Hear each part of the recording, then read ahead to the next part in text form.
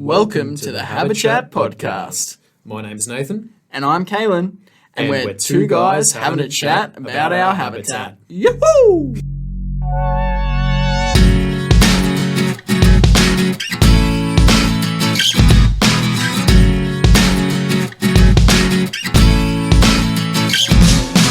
There's cities, and then there's smart cities. Smart cities? What's a smart city? Well, I don't know what you're talking about, but let's find out. Okay. Okay. How's it going, Kaylin? Yeah, good, mate. It's a bit weird doing this in ISO. Yeah, we're really utilizing technology to the best of its abilities. I know, we're testing us and our limits. Yeah, definitely. But you know, we're adapting to the ISO right. life. And we're even classic Aussies. We're even shortening isolation to ISO. Classic. Just straight up. Everything just has to be shortened and it's got to be made punchy. into its own language. That's right. If it's not punchy, it's not worth saying. That's right. Yeah. No, but it's kind of fitting that we're talking about technology to start off with because what a lead in. Oh my god. What a lead in. We are pros now. We are pros at this. So humble as well. So humble. But no, we're talking about big data and smart cities. Yeah, I'm really interested about this topic because you mentioned it as one of your discussion points, but I have no idea what this is going to be. This is interesting. I'm looking forward to it. Yeah. So we're talking on all things data and cities and how those two intertwine. So I think to start off with, it's probably useful to define what a smart city is. So basically, at the crux of it, a smart city is a city that, not to, I suppose, reduce it down to the simplicity of a smartphone, but it basically is that. It's a city that utilizes data to present the best possible outcome for its users. So yep. What? Yeah. It's quite a concept to get your head around. But so basically, the layers of what a smart city is taking data and applying it into this thing called the Internet of Things. So everything. Yes. You think of a smart city having everything integrated to a wireless network that that gathers data and then analyzes it and then presents it for its best possible solution in a cloud-based format. Okay. Yep. So an example of this,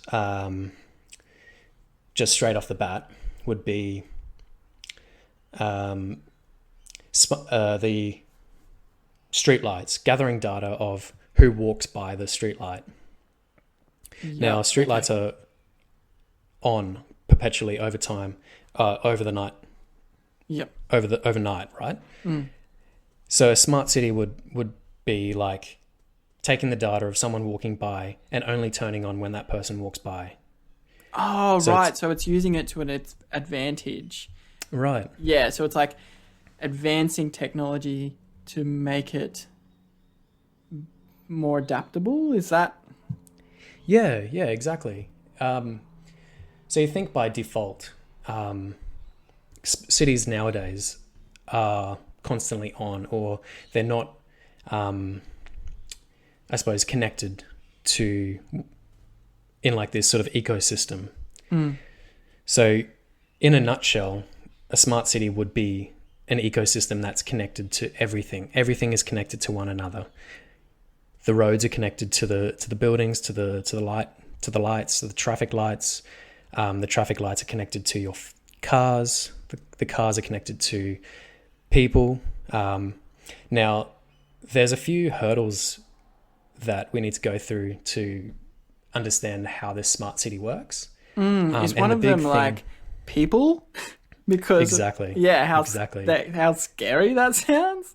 Yeah. Yeah. So basically, you need people to make it a smart city, right? It needs to be... Well, you need people to make it a city, don't you? Right, yeah. Yeah. But in the grand scheme of things, it needs data for it to be a smart city. So how do you get data?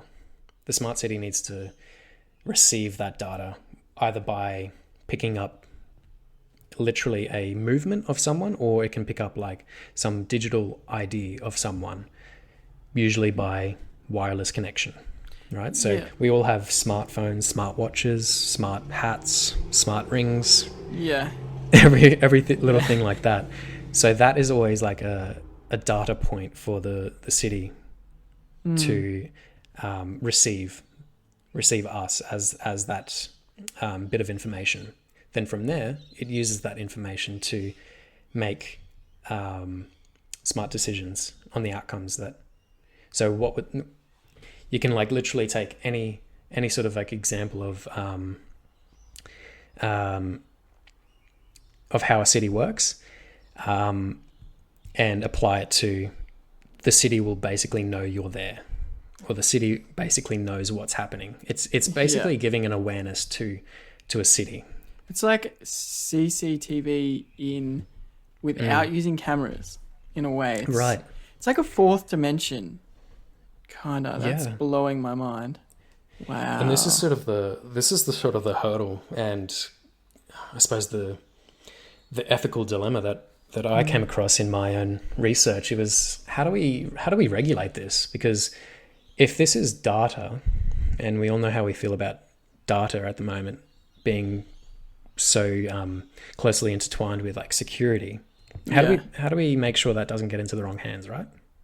Yeah, exactly. It can be our biggest convenience, but also our biggest crutch. Exactly, yeah. So that's one of the hurdles and one of the challenges that we need to overcome in terms of making a smart city feasible and not put anyone's lives in danger. Because basically what a smart city will hopefully do for the populations that live there is make their lives better. It's basically, that's all a smart city is fundamentally. It's all centered around the users, and it's all designed to make the lives better. Yeah. So it's trying to solve all those problems that come inherently with a, I don't know what you call it, like, because a smart city is basically an aware city. So what would a city be now? An asleep city, like an unaware city, maybe, you know? So it's basically all those problems that come with an unaware city. A dumb city. Yeah, dumb city. Dumb city, bitch. But I mean, I think this is something that's going to be really accelerating into the future, because looking at the stats of how many people live in cities at the moment, 54% of people worldwide live in cities. Yeah, wow. At this today, and it's expected that that's going to reach a proportion that's 66% by 2050. Yeah, wow, okay. So, you think of like the general population, they're all going to be migrating to these epicenters of commerce, residential, and the challenge of that is, how do we accommodate that many people in a city, and how do we mitigate the problems that come with high density living? Yeah, and just to name a few, would be the drain of natural resources in that location, such as the strain it puts on the water, the strain it puts on power, the build-up of garbage, etc. Yep. Yeah. Agriculture. Yeah, and that's exactly, and that's one of the sort of problems that it needs to overcome being a smart city. How do we, utilize waste management? Yeah. Because waste would be a huge, huge thing, and you could think about 60%, 66% of the entire global population living in smart cities or cities to keep it real. So by 2050, would you say that smart cities are necessary if we're going to develop as a society. No, that's a really good point, and I think it really speaks to kind of looking at what the model is now, looking at where our cities are at the moment, and a lot of those cities come with those inherent problems of energy inefficiencies, waste management inefficiencies, traffic congestions that come with it. You look at LA, for instance. They've got 2-hour traffic jams. Ugh. That's like the antithesis of the human experience. Who wants to be stuck in a traffic jam? Yeah. So if there's a way for our cities to mitigate that problem by directing vehicle traffic efficiently and through the city, almost like the arterials are like the blood flow. It's efficiently moving it through the city, through the body. It's almost like just trying to take a really, bear with me, people, taking a really abstract look at this, but it's almost like a smart city is giving robots eyes. Yeah. Because if you think about it right now, for instance, the LA traffic problem that you brought up before has been something that Tesla has been focusing on a lot. Elon Musk in general has been focusing on.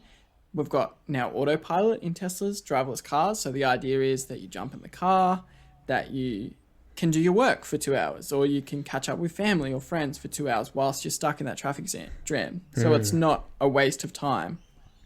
But so that's technology. But then that car can't speak to any other car other than another Tesla. So it's like it's this blind machine moving through society. But if you manage to create a smart city, it knows it's connected to everything around it. So therefore, it has the eyes that it needs to be able to make your life the most convenient it can be. Yeah, definitely. And you've touched on a really good point, because Tesla cars might only speak to their own kind, like their own species. They're species. But it is a really good point, because and it really touches on this point of data sharing. And I think this is where it's really a sensitive topic for most people, including myself, because I don't know, the idea of data being shared freely. Data is like this very valuable resource in this current time. It's it's been referred to as data is the new oil. It's so valuable because you can do so much with it. You can tell a lot from it. So I don't know. I just wanted to put that question out there to you as well. Like, how do you feel about the whole data sharing economy of should it be ultimately totally transparent, or should there be some level of security involved? Yeah, I mean, that's a loaded question in itself, but you can see the what a sort way of to like, load me up.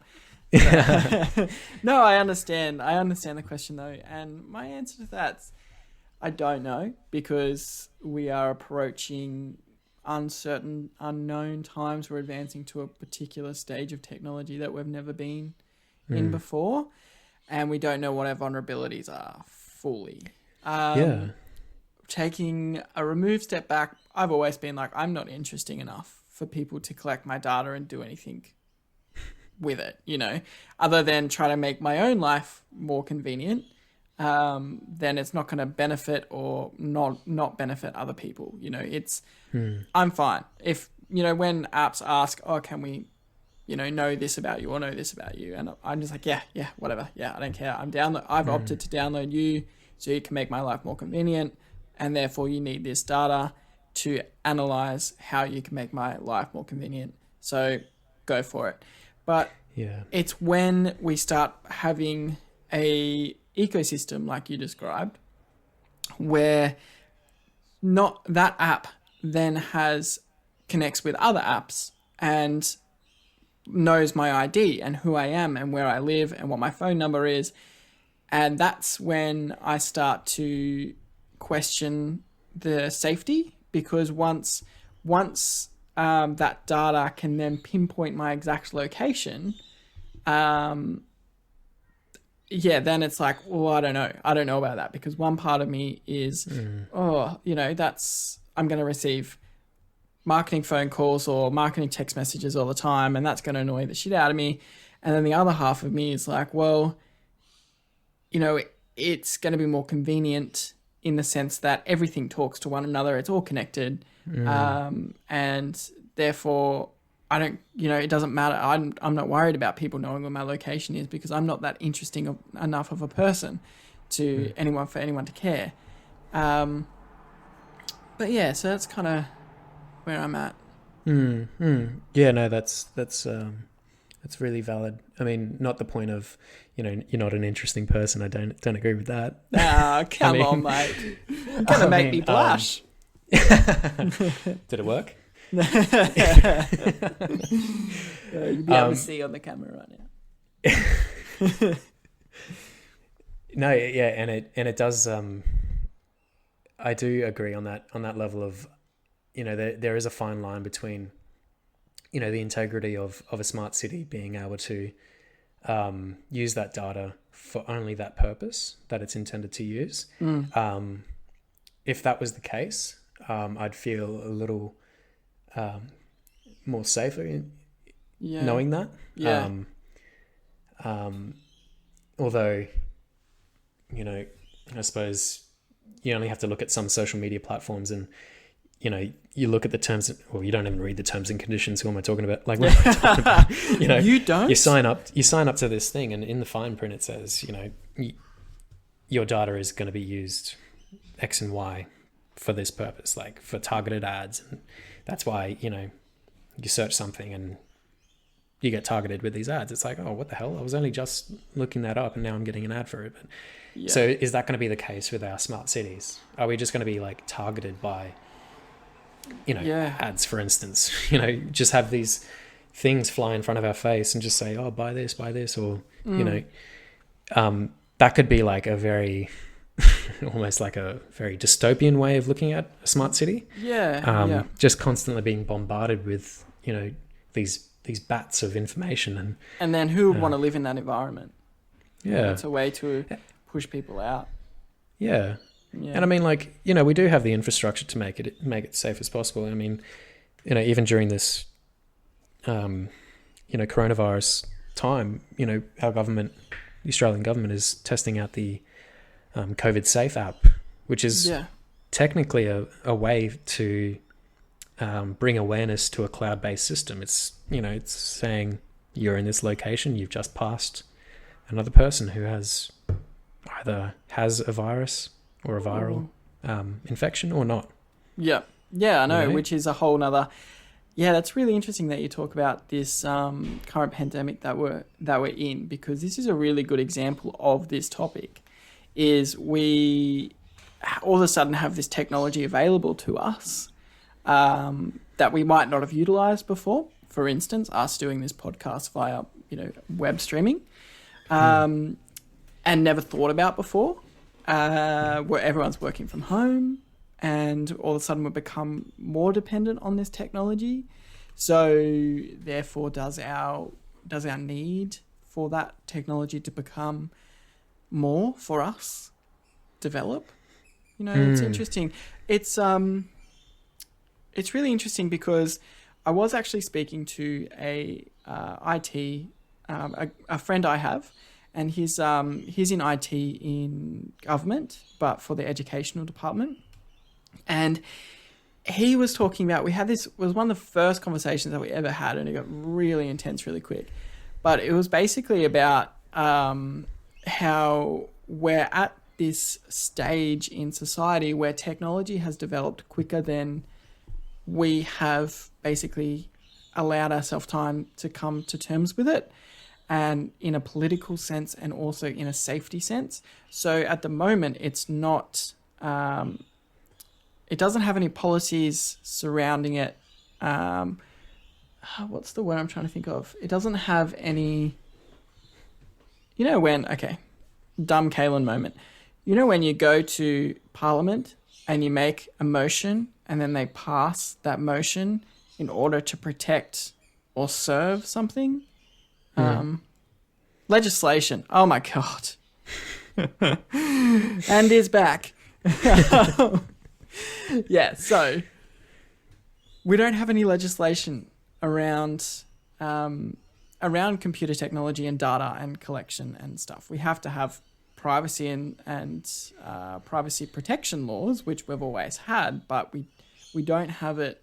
We don't have a legislation around technology, and it's this particular friend of mine was saying that it's going to reach a point where it gets really, really bad before governments of the world step in and say, okay, we need to legislate this now and we need to actually control this.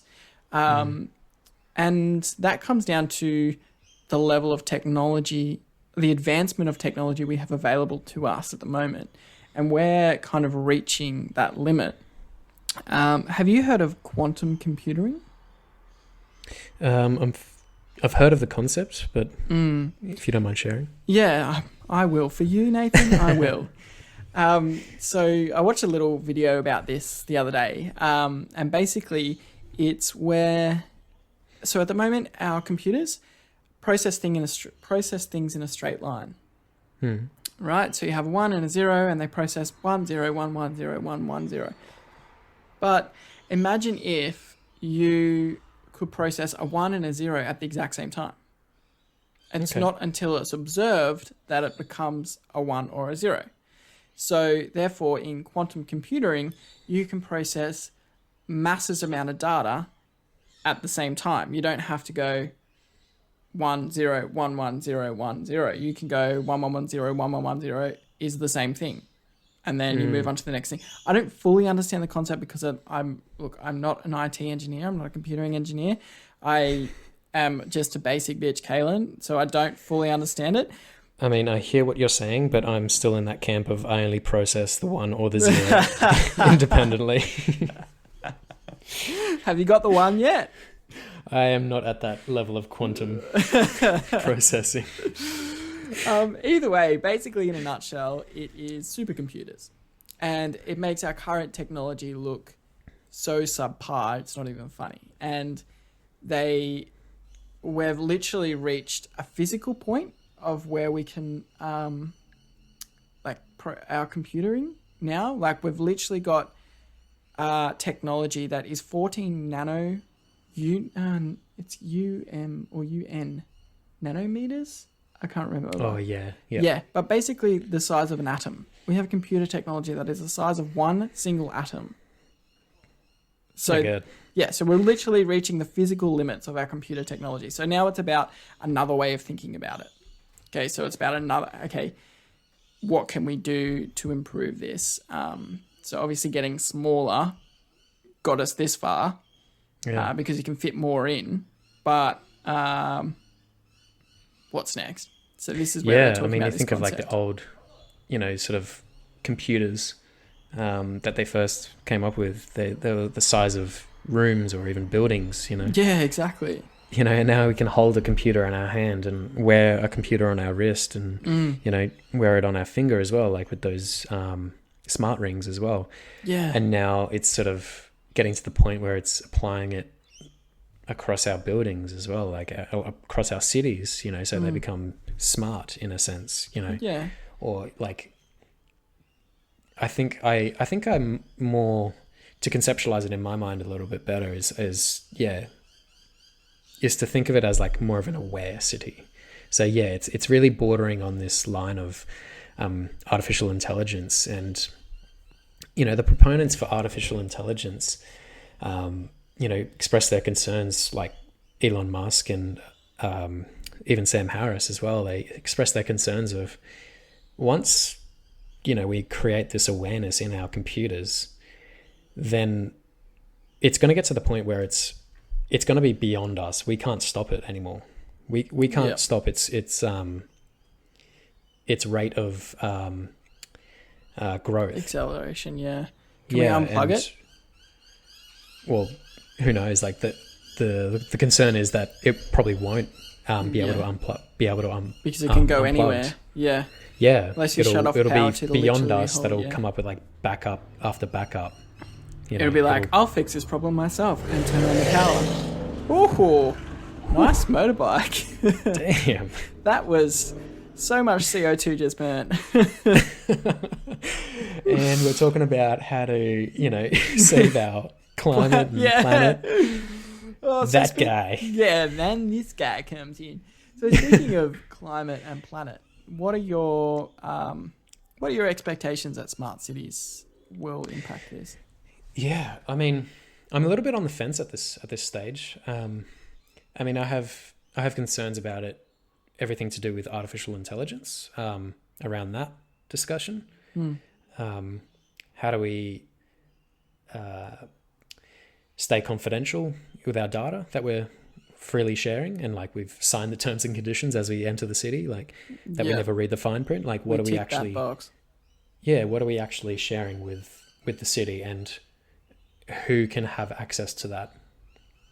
In terms of organizations, government bodies, even individuals, like could a hacker, hack into the smart city and then cyber terrorism?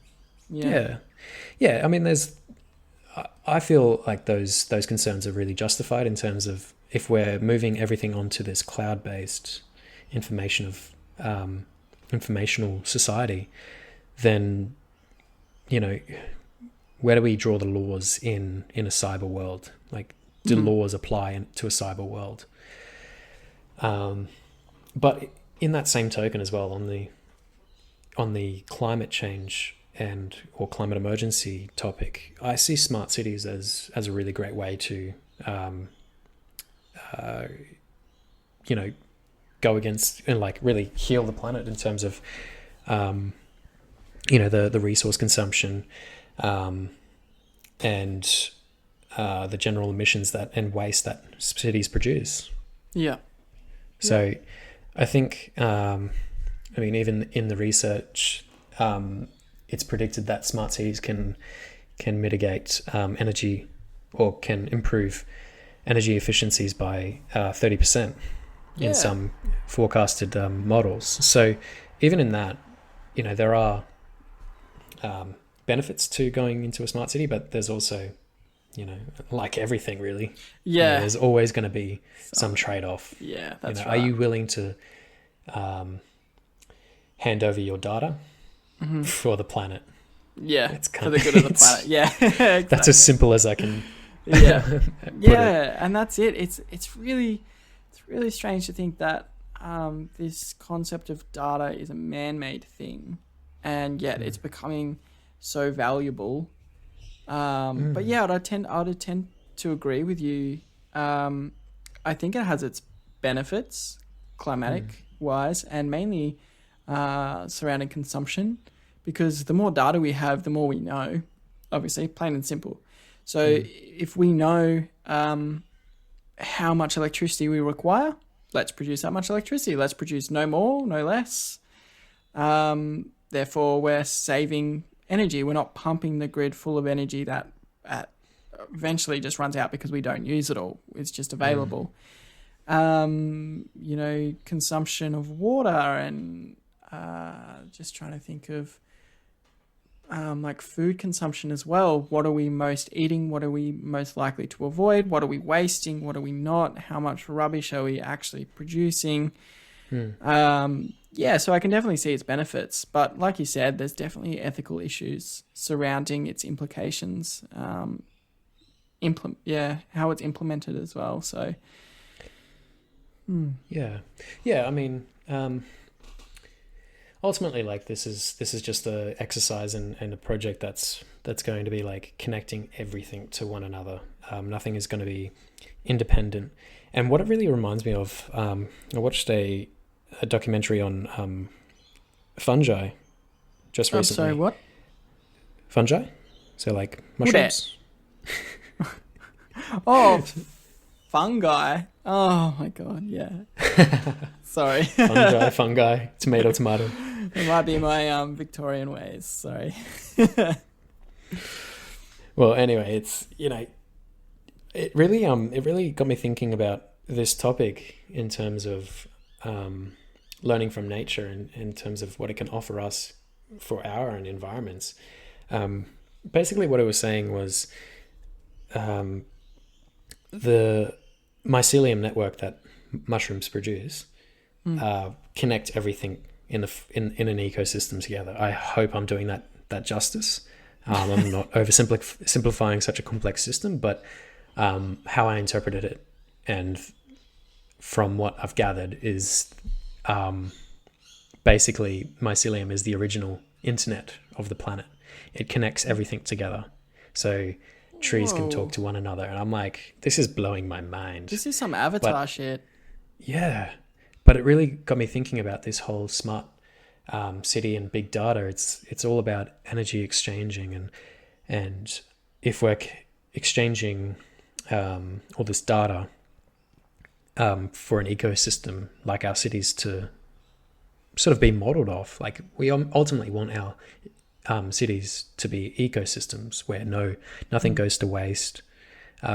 It's fruitful, it's economical, it's efficient. Yeah, exactly. It's you could probably see buildings like skyscrapers as trees in some weird symbolic way, but maybe a skyscraper in the shape of a tree. Oh my god! How many uni projects were there that had skyscrapers in trees? I was really inspired by nature. Yeah, it literally is trying to be nature. But no, that was just a really sort of like where the penny dropped for me. I was like, oh my god, like are we destined to sort of just learn from nature and then replicate it into our own environments? That was just something that really blew my mind. And well, I mean, it's a really good fabric to base something off because it's literally the natural way in which the planet operates, so it's therefore the most efficient.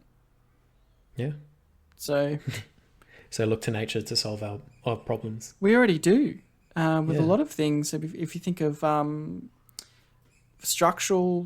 for instance, structural engineering, look at the beehives and their honeycomb shape to create vollanoid structures. We already look to nature for so many different things. Our medicine is all derived from nature in one way or another. So, yeah. Yeah, no, that's so true. So, I suppose with your topic of smart cities, what's your ideal utopia? Oh wow! Come up with it now, in 10 words or less. Design what a smart city would look like. Design what humanity should look like right now. No, that's a really good question, and I suppose Maybe we do have that capacity as humans to design our perfect world, really. And does it come down to just conveniences? Do we literally identify what the conveniences are that we want and design it around them? That's how we design most things. Yeah, I mean, like that's kind of like what design is for us. It's looking at something and then saying, does that actually perform optimally? We're questioning the system in which it's designed in, and then designing something better. Yeah, that's right. It's trial and error, and for us, we create environments, being in architecture, and it's literally that is trial and error and efficiency and form follow function follow form, all of that type of jargon. But yeah, all those rules of thumb. Yeah, all those rules of thumb. But even if you think of those things being applied to industrial design, which is also impacts our environments as things we physically use and touch, those particular things all kind of came from the same concept, trial and error, and make it the most convenient as possible to try to improve our quality of life. And I suppose all of that really depends on the data that we receive, the data that we can analyze. Exactly. And then, we look at something, gather the data, say, determine whether it works or not. Yeah. Evaluate, and then go back to the drawing board if it doesn't. I think the perfect utopia is kind of like it's kind of like one without any problems. But I think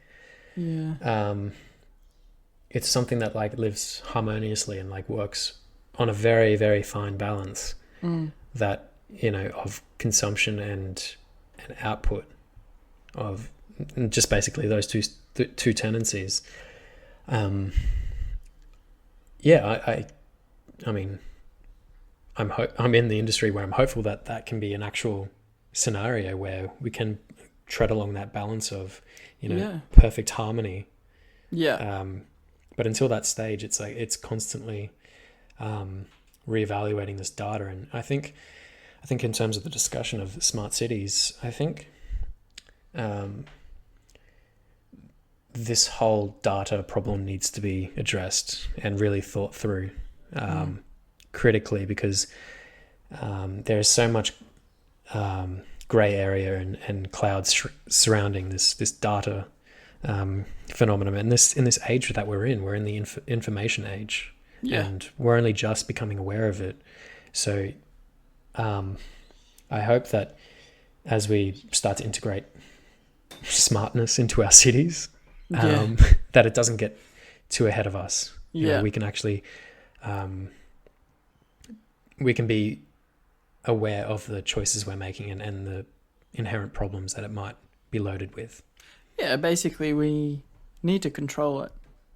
In a nutshell. Yeah, I definitely agree. I think it's a really exciting prospect, though. Yeah. Really interesting to see where we're heading and how that's going to impact us, how that's going to affect us, and how we can start using that technology to live harmoniously with our natural environment and hopefully take less from it and give more back. Yeah. Well, Nathan, this was a very big topic. This was Mate, we've chatted the absolute crap out of this. I have no words left. I have no words to tell you more. I have no more words. You remember that analogy about the quantum computing? Yeah, I'm only interpreting zeros. Yeah, nothing. Absolutely nothing. I'm just full off. No, but I'm really grateful to have this chat with you. Man, it's really good. It was definitely opened my mind, and I'm going to start thinking about those tick boxes a little bit differently now. What am I agreeing to? Actually reading the terms and conditions. Yeah, never get anything done, constantly just reading terms and conditions. Yeah, I've spent my whole life reading terms and conditions. I'm practically a lawyer. Yeah. All right, man. Well, this has been fantastic. Just a reminder to everybody to find us on social media, whatever platform you are on. Make sure you give us a like, share us with your friends, get some more Habichatters out there, and we'll continue the conversation. As always, we encourage the conversation to continue, so make sure you jump onto our social media platforms and give us your opinions. General rules are: don't be political and don't be a dickhead. That's it. Pretty simple. That's all we ask. That's all we ask. Yeah. We're about community here. Yeah, thanks for tuning in, guys. Yep. And from us, have a good day. From us to you, have a good day. Thanks for tuning into this episode. We hope you've enjoyed this chat. Feel free to join the discussion by finding us on social media. Here, we really encourage our listeners to get involved and extend the conversation. If there's a topic that you'd like us to talk about, drop us a line. From the Habichatters, have a good day.